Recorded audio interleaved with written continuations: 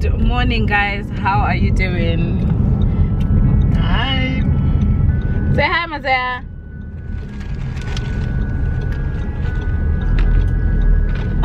Are you shy? I know you're not. Yeah. So guys, we are coming from the butchers and we've actually realized that Mazaya has fans.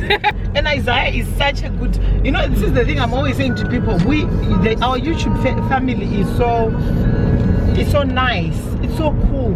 But every time we see them, they show us so much love. In this, so when this woman came, she was really gravitating to Isaiah, and I was like, oh, okay, fair enough. And she was like, so then she started saying to her sister, and then the sister started smiling some more. So she came and she was like, don't you know these people? This is Messi, the YouTuber, and that's Isaiah. Isaiah goes, hi, hiya, alright. And when she left, she gave them high fives and said, see you. I was like, where is that? The thing is, you know, she understands stranger danger, and I know maybe she's my grandbaby, and people are always saying, because remember, guys, the other time when I took her to the developmental checkup, and the girl, and so we had to do a pre-questionnaire before taking her in. And so the questions were, does she recognize familiar voices? Does she play ball? I was saying yes to everything, and the girls were like, Mom, don't you think you're exaggerating it? So everyone, when I'm talking about Isaiah, because maybe Isaiah is my grandbaby, the way my perception of her is probably a tad inflated. But I think she understands boundaries, Isaiah. She understands them so well. She can be very nice and polite to people, but should never go towards them. So she'll be like, hi, and she's far. You know, like there are some kids who... She really knows like personal space. She does. She would never give, strangers hugs or go in their own proxemics. You know the way she is with me. She'd be all over me, but she'd never do that with a stranger. What's happening? Is she not choking on her pudding?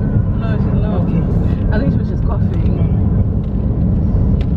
And this morning she's so calm, guys. I don't know what's going on with her, but she's so calm. She's just sat there. It's called a very good night's sleep. And minding her own business. Yeah, yesterday she went to bed on time, didn't she? Yeah. Usually when Hanan's not here, guys, I'm always like, she terrorizes me. But as soon as Hanan comes back, she had a good day. She was happy the whole day yesterday. She ate sadza, she went to sleep on time, and then today she woke up, there she is being a little angel. And sometimes Mom thinks I'm telling porkies. Another thing is, I know where Isaiah, because when Messi is in uni, I'm with Isaiah. I know when Isaiah is going to be cranky. When Isaiah has not had a good night, she cries and she's cranky and she's a proper little madam. So normally I'll ask her and she'll tell you anyway. She's very good like that. If she's tired, if you say, are you tired, Mama? She'll go, yeah. Do you want to go to bed? Yeah. And she'll say goodbye to you and she'll go to bed because she knows when she's tired. The thing is, where Messi and Isaiah fight is when Messi is trying to tell Isaiah that you're tired and Isaiah is saying, I am not tired. That's when all the fights start. So then she thinks that I'm such a soft button and I let Isaiah just get on with whatever she wants to get on. But actually, it's sometimes listening to her. Because with Isaiah, if you don't bargain with her or negotiate with her, she won't do anything. She'll just go, no. Like the other Thursday when you were in uni, what she did was, she was tired, but I think she was overtired to the extent that she didn't know what was going on. Yeah. So she started crying and crying and crying. So I took her and I just cuddled with her. And she didn't want that either. So I said, what do you want, Mama? Do you want me to just leave you on your own? And she goes, no. And she's still crying. So I said, let's make a bottle of milk and let's see how things go. So I made a bottle of milk. So as I was coming back from the kitchen from making the bottle of milk, she made her way upstairs by herself. And then I just followed her behind. She went straight into the bedroom. Then she pointed at a crib, picked her up, put her in the crib. She asked for a bottle, I gave it to her, and then she covered herself. Yeah. How was your week, Mom? My week has been challenging. I'm having the thing with me in life and in everything, life has humbled me in so many ways. I've never shared my personal story with you guys to get where I am. And because of of my past experiences and the things that I've gone through in life, I've become very spiritual. So at the moment, I'm going through a very, very trying, challenging time. But what I am believing is happening for a reason. Because some of the other things, you know, because there are things I've been wanting to do for the longest time.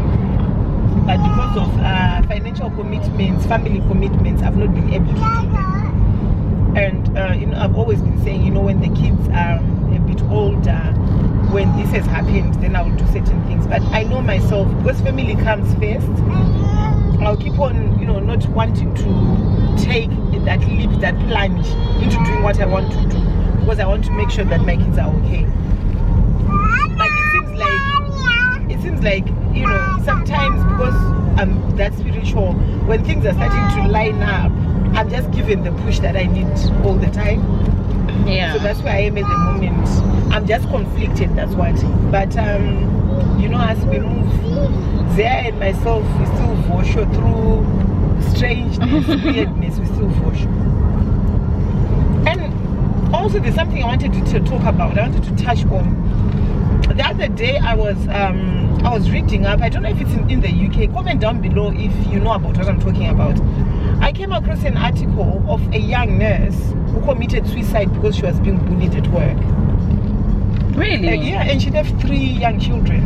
That is so sad. And then, at the, you know, when the story broke, you know, people normally, you know, when people read stories, they just read about them. They don't feel the need, they don't feel compelled to actually comment about the story or about what is happening. They never feel compelled to. You just read about it and say, ah.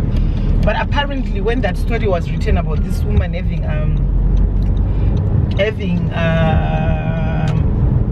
committed suicide, and they're saying, well, she had underlying mental health, because I'm sure you wouldn't do that if you didn't have the challenges yourself, personal mental health challenges.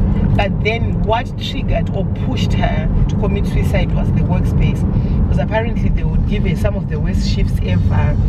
They'll just make her feel uncomfortable, unworthy. And then the story itself was sad. It was a really sad story that the person, you know, felt, you know, that cornered to the extent that they ended up killing themselves. But the comment section was what actually triggered this particular reporter to talk about it, because it seems uncommon. I mean, it seems it's the norm that, you know, in some areas nurses are actually, there's a bullying culture in nursing.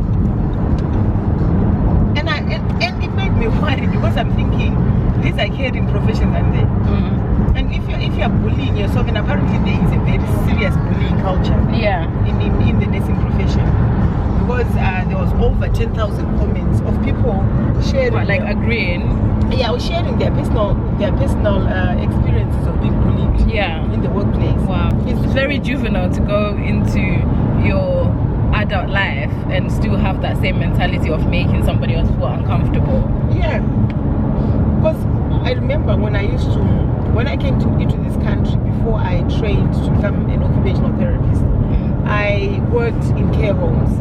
Yeah.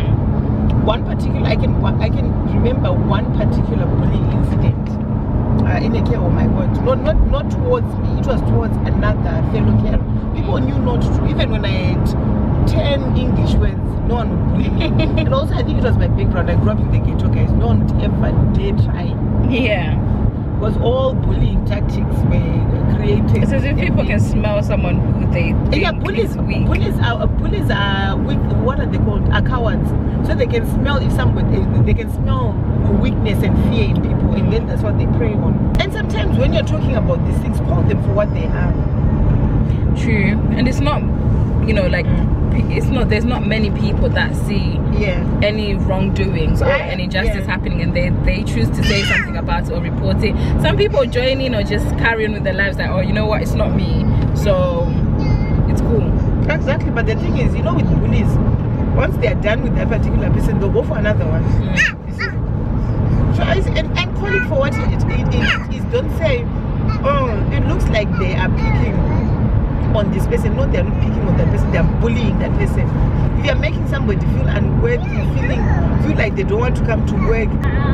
So you know, why am I talking about this? Because some of you, they're professionals here, they're people who work in teams. You know, don't keep quiet when you see these things happening. It's scary when you speak about it. And sometimes the bully can be a manager.